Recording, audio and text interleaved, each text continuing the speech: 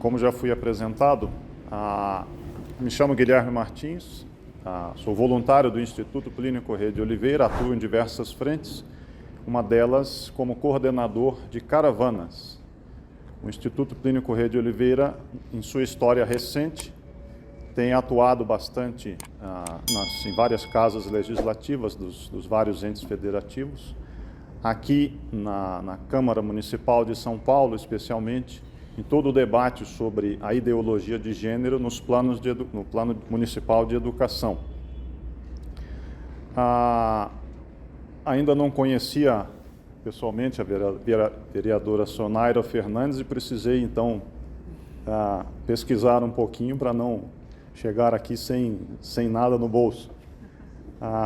Enfim, fui numa fonte autêntica, por assim dizer, um site com seu nome, e vi uma coincidência muito curiosa. Eu falava nas caravanas do nosso movimento.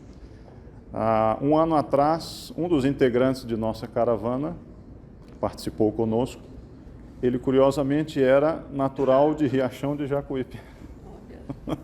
Meu vizinho.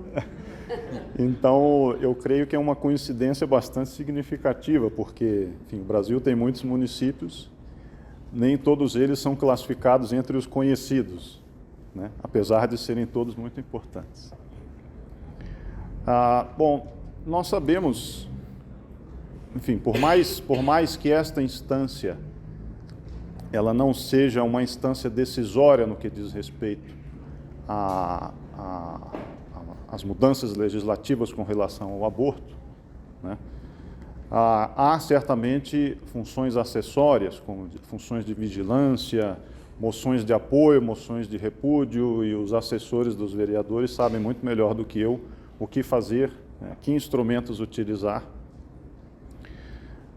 Mas ela pode sim e deve ser uma instância que sirva para auscultar os anseios dos eleitores. Sabemos que a grandíssima maioria do eleitorado dos brasileiros, a grandíssima maioria é contrária ao aborto, sempre foi. Então, levar esses anseios às instâncias competentes, né? Fazer pressão, isso é muito importante. E, sobretudo, isso que eu quero ressaltar na minha fala, nesta reunião de uma frente parlamentar em defesa da vida, essa Câmara pode sim ser uma importante instância de fomento de uma mentalidade anti-aborto. Nós sabemos que a mídia em geral, a propaganda, ela bombardeia essa mentalidade, ela procura formar uma mentalidade oposta. Isso não preciso provar para ninguém. Sabemos também dos grossos financiamentos que isso pressupõe. Isso talvez outros ressaltem em suas falas. Isso é muito pesquisado, muito discutido, não é o meu foco. É certo que há investimentos pesados nesse sentido, é certíssimo, né? Na formação dessa mentalidade oposta. Entretanto, não se trata apenas, e nem sobretudo, para esses grandes financiadores, as grandes fundações, não se trata para eles, sobretudo, de tirar um proveito econômico, né? Isso eu diria, quase que posso dizer, isso é o de menos. O que eles almejam é exatamente criar e consolidar na opinião pública uma mentalidade abortista. Pensando um pouco nisso, me ocorreu uma analogia, digamos, a contrário senso, da famosa carta de Pero Vaz de Caminha. Todos sabem, o escrivão real, quando do descobrimento do Brasil, no finalzinho da carta, ele, depois de ressaltar a beleza da terra, as riquezas que daqui poderiam provir, etc., ele diz: entretanto, o melhor fruto que Vossa Majestade pode tirar desta terra é salvar esta gente. Não vamos dizer que não havia proveitos econômicos nos descobrimentos. Claro, isso exigia gastos, isso envolvia interesses, são interesses legítimos, mas eles não eram os principais. Prova disso é o que Caminha diz: o melhor proveito que se pode tirar é salvar esta gente. A contrário senso, como eu disse, O melhor proveito para os financiadores da propaganda abortista, né, que querem incutir essa mentalidade na opinião pública, o melhor proveito para eles é exatamente a transformação da mentalidade. Eles podem ter lucros, terão, mas têm muitos prejuízos, eles têm muitos gastos com isso. Para eles, o principal não é o proveito econômico, isso eu ressalto. Eu não estou negando que haja um grosso proveito econômico nisso, né? Mas o meu foco isso não é o principal. Isso na nossa luta deve ser focalizado, esse ponto dessa criação dessa mentalidade abortista. É uma verdade evidente que a história ela é feita por minorias, né?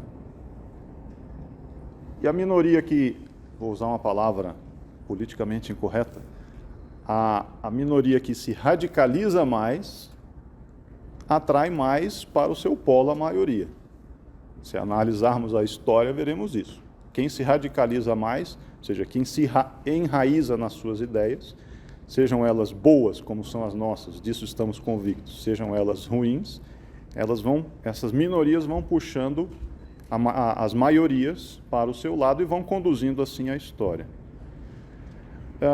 Sobre o assunto aborto, sobre tudo que envolve o assunto aborto, ambos os lados do debate, curiosamente, nós vemos isso na última década, ambos os lados estão percebendo cada vez mais para esse debate a importância do que nós chamamos de questão de consciência, né? E aqui eu faço um parênteses para ressaltar o papel, nesse sentido, na história do Brasil, do nosso inspirador, o professor Plínio Corrêa de Oliveira. Inclusive, um dos livros best-seller dele, de um assunto que aparentemente não tem nada a ver com aborto, mas enfim, Reforma Agrária, Questão de Consciência. E ele foi best-seller exatamente por causa disso. Ele tocou nesse ponto, ele mostrou isso que se está fazendo envolve uma questão de consciência. Eu não posso roubar de outro. E aqui também a questão do aborto, né? Uma questão de consciência que envolve a lei de Deus. É um assunto técnico? É um assunto da ciência? Sem dúvida. Mas se nós não tocarmos os pontos nevrálgicos, nós corremos o risco de nos enredar no discurso do adversário, né? Eu disse que ambos os lados do debate estão percebendo isso. Trago 2 exemplos, um de cada lado. A famosa, infelizmente famosa, famigerada, talvez ativista abortista, Mônica Roa, que com sua atuação na Colômbia, salvo engano, conseguiu um giro legislativo, um giro na questão do aborto naquele país, e em declarações posteriores ela como que revelou a sua estratégia. O que nós fizemos? Nós deslocamos o foco do problema religioso, questão de consciência, para o foco da saúde pública, para a questão da ciência. E com isso nós podemos avançar a nossa argumentação, né? Aqui é uma prova cabal de que o outro lado está muito consciente disso. Até, coincidentemente, uma notícia que vi hoje, Infocatólica, dizia: o recém-eleito presidente da Colômbia, ex-guerrilheiro Gustavo Petro, acaba de ordenar a retirada da Colômbia como signatária, ou país signatário, do Consenso de Genebra, que exatamente conduzia a uma defesa da vida a nível internacional. E do outro lado, falei do lado abortista, agora digo do outro lado, por nós festejada e pelo outro lado execrada reversão da decisão Roe versus Wade nos Estados Unidos, no voto decisivo, no voto do relator, o ministro juiz Samuel Alito, ficou claro, ele como que ampliou o espectro de temas que deveria ser revisto no mesmo tom que o aborto estava sendo revisto, né? Então, contracepção, e agora me escapa a lista, mas as notícias trouxeram bem claro, os relatos trouxeram bem claro. Ele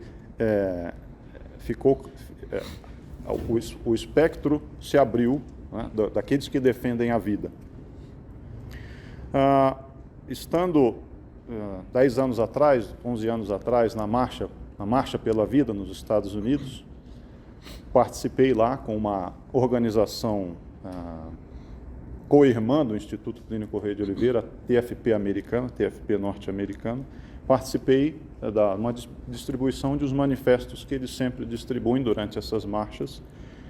E o título naquela ocasião do manifesto era Beyond Pro-Life, para mostrar exatamente, para levar esse foco a dizer, olha, vamos ter uma noção global disso que nós chamamos de revolução cultural.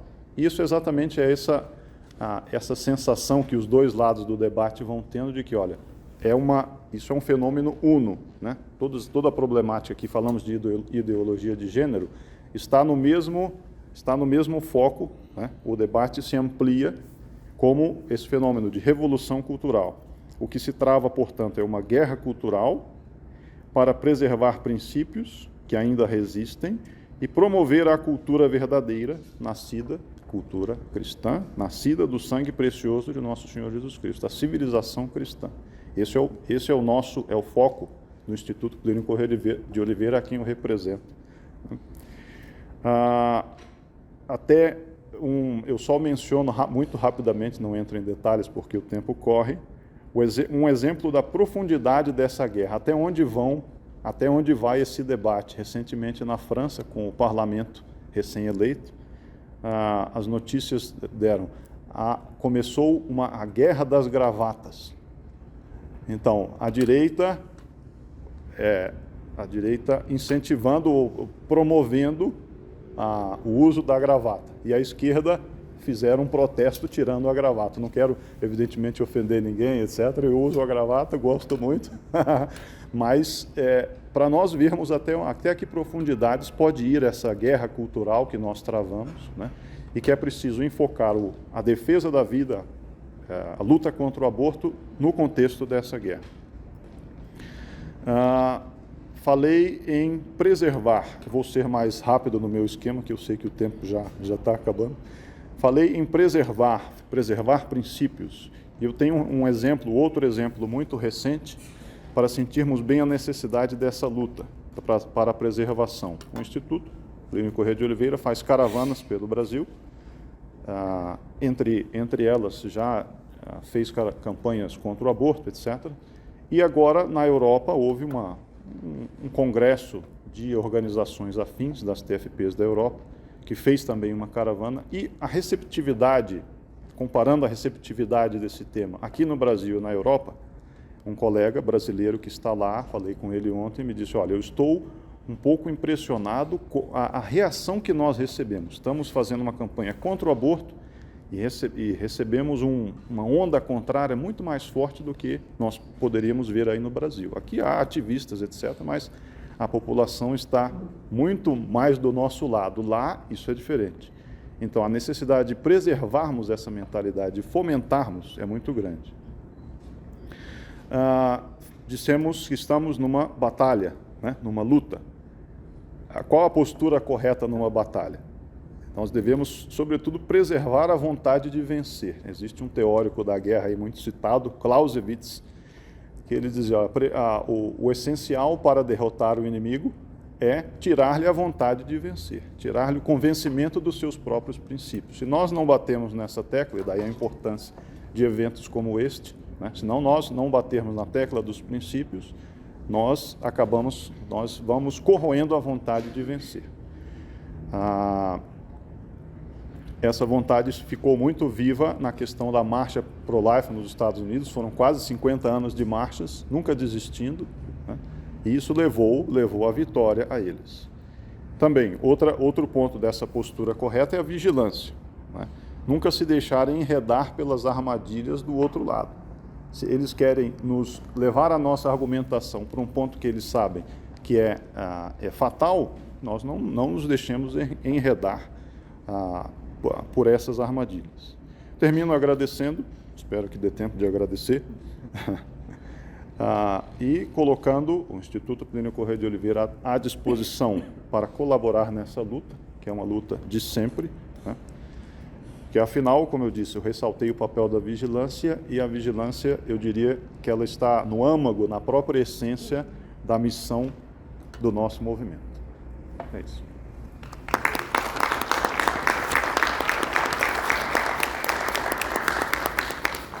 Eu quero pedir algo. Chegamos ao final deste vídeo. Eu espero que você tenha gostado desse conteúdo e que compartilhe entre seus amigos e inscreva-se nesse canal. Eu gostaria de convidá-lo também a fazer parte do Grupo Articulação Brasil. O link para o Grupo Articulação Brasil está aqui embaixo na descrição deste vídeo, junto com outros links importantes. Sendo membro da Articulação Brasil, você terá acesso não apenas à revista Catolicismo, que é enviada impressa ao seu endereço todos os meses, mas também a missa que é rezada pelos membros da Articulação Brasil e pelos seus familiares todos os meses. Então, dê uma olhada, pelo menos para conhecer o que é esse grupo Articulação Brasil. O link, como eu disse, está na descrição desse vídeo. Aqui ao meu lado começam a aparecer alguns vídeos recomendados. Também dê uma olhada nesses vídeos, eu estou certo que você gostará também desse conteúdo. Muito obrigado por ter nos seguido até aqui. Viva Cristo Rei e sua Mãe Maria Santíssima.